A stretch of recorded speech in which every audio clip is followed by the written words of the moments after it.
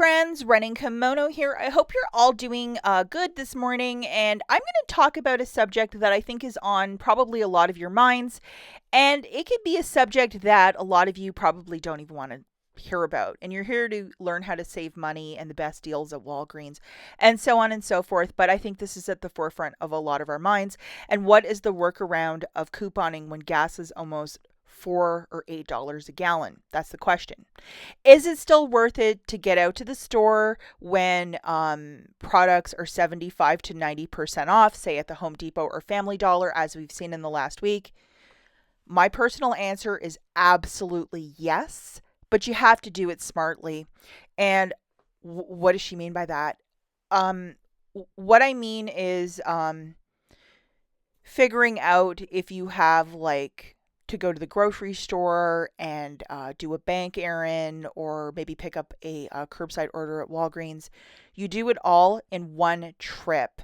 So if you live, say, like 20 minutes from town, like it's a 20-minute drive in, I would definitely start planning things differently so you're not going back and forth 5 times per day. Because if you do it 5 times per day, you eat an entire or tank of gas. It really starts costing.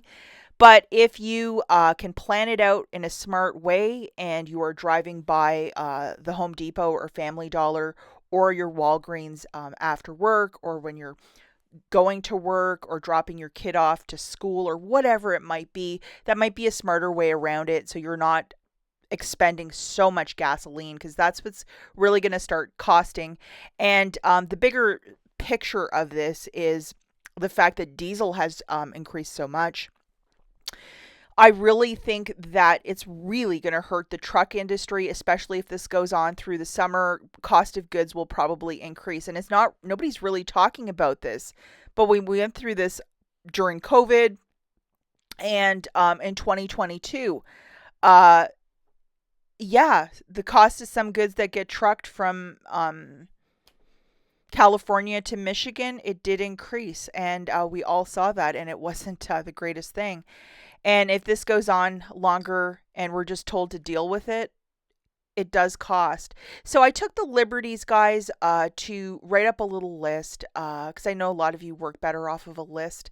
Aunt Rach says you should really make a budget for your gas for couponing.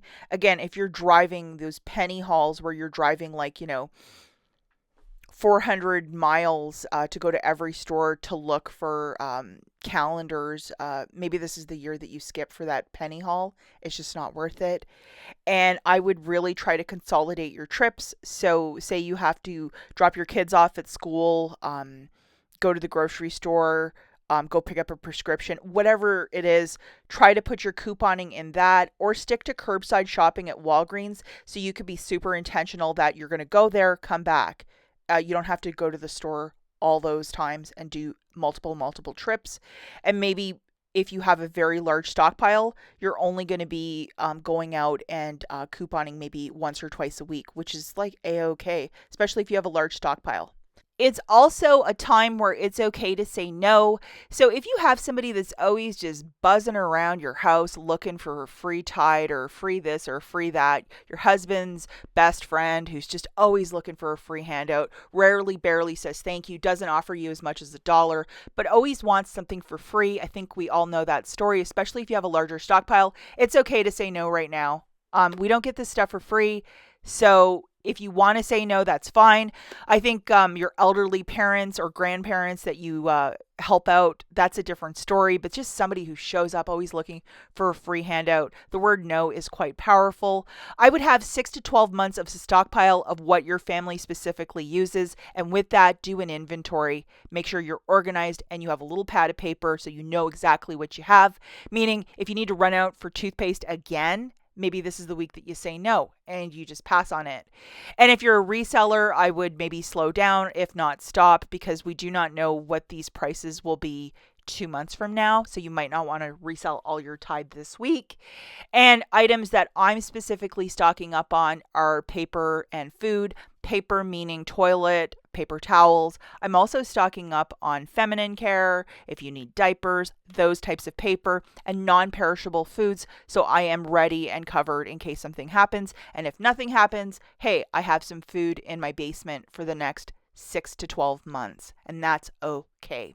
Let me know in the comments down below. Do you think that this gas crisis will be over quickly, or do you think this is going to go on for a while?